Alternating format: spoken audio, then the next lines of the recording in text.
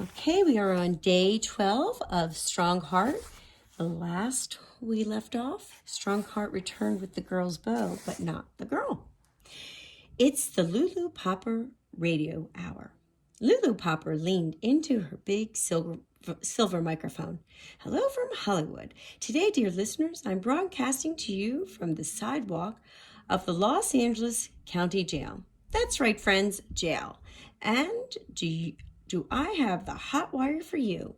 What king of dogdom, box office darling, and idol to millions, Strongheart, has been tossed into a cell and locked behind bars? Yes, dear listeners, he has been arrested. Lulu paused dramatically to let the news sink in. The alleged victim is 6-year-old Sophie Bedard, who mysteriously disappeared yesterday afternoon from the tunnels beneath Central Station. Police have scoured the area to no avail. Not to trace a trace of the girl remains. Is it foul play? Could the four-legged actor be involved? We'll have more after this word from our sponsor. As the announcer broke with the commercial, Lulu gestured to a couple from the train station who had been standing to the side. Don't be nervous, just relax and be yourself, she advised. We ain't nervous, huffed the woman. We want that Strongheart to pay what he'd done. And pay big, added the man. The woman nodded, the feather trim of her hat bouncing in crisp agreement. Once folks hear what we've got to say, well, it's downright shocking. Shocking, echoed the man.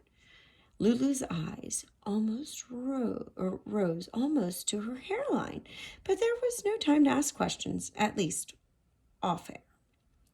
She leaned into her microphone again.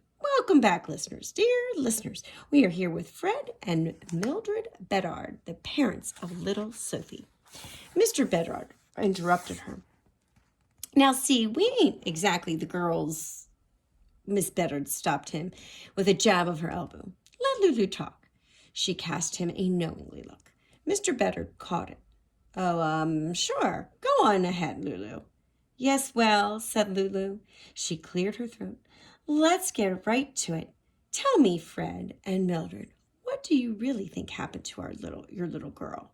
Mr. Bedard grabbed the microphone. It was that fiend, that dog Strongheart. He spat out the last word as if it tasted bad. He went down into the basement after our baby girl. Everyone thought he was rescuing her, but now, Miss Bedard snatched up the story. We heard her screaming and Longheart snarling. Our Sophie, she was a bitsy thing, not much bigger than a jackrabbit. It could have been easy. Are you suggesting, began Lulu? Mr. Bedard interrupted. A girl and a dog went in, but only living thing that came out was the dog. Oh, my, said Lulu. Go on, Fred, urged Mrs. Bedard. Tell him about the rest. Tell him what he'd done. Mr. Bedard sputtered. He ate her. That's what. Clothes and all. That's how come she's vanished, with no trace. He ate her. That's right, chimed Mrs. Bedard. Strongheart ate our Sophie all up. Strongheart, sad and scared. The gates of the police kennel slammed shut behind Strongheart. Memories rushed at him. Sharp boots, kicks, angry voices drilling, marching and snapping to commands. With a low, half-sobbing whine, Strongheart sniffed along the bottom of the heavy door with a whiff of comfort. Nothing. His ears keyed for the sound of a familiar step. Still nothing. In the middle of the concrete floor, he sat and pointed his nose at the ceiling. Aroo! His howls were full-throttled and sorrowful, surging upward in his heart-beating waves, dying down into trembling sobs, then surging upward again with a rush after rush of grief. They went on for a long time. After that, he lay on the floor, his eyes dull, his head drooping. Food didn't interest him. Neither did the twice-daily walk around the exercise yard. The word had once again come from a bleak place without warmth, a place where caresses and kind words did not exist. At night, in the cold loneliness of his cell, Strongheart dreamed about the warm weight of Larry's head on his ribs and the cheerfulness cheerful clickety-clack ding of Jane's typewriter, about the squeak-squeak of his rubber ball, and the smell of marinated pigeon on Lady's soft breath. And in his sleep, Strongheart sighed. Poor Strongheart. Reunion. Days later, a voice boomed. "You've got a visitor." Strongheart dragged himself to his feet. He looked toward the door. It opened, and there stood Larry. 10 minutes, boomed the voice. Larry strode halfway across the cell. "Strongheart, oh, Strongheart, did you think I'd abandon you, buddy? They wouldn't let me visit you until today, but I'm here now." He squatted and opened his arms. Strongheart did not rush forward.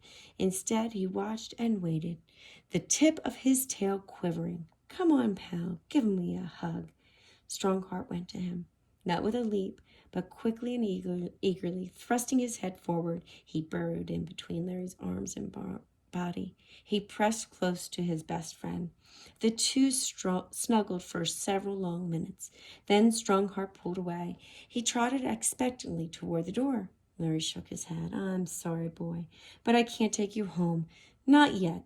He explained about the charges against Strongheart. "The trial has been set for next week." Strongheart trembled. "Try not to worry. I've hired a top-notch lawyer, the best in the state, Virgil Gantz. He's never lost a case." Strongheart sagged onto his blanket, and his big head drooped. 2 minutes, boomed the voice. "I know it looks bad now, buddy, but you must keep up your chin. Once the judge hears the whole story, he'll have to find you innocent. He'll just have to."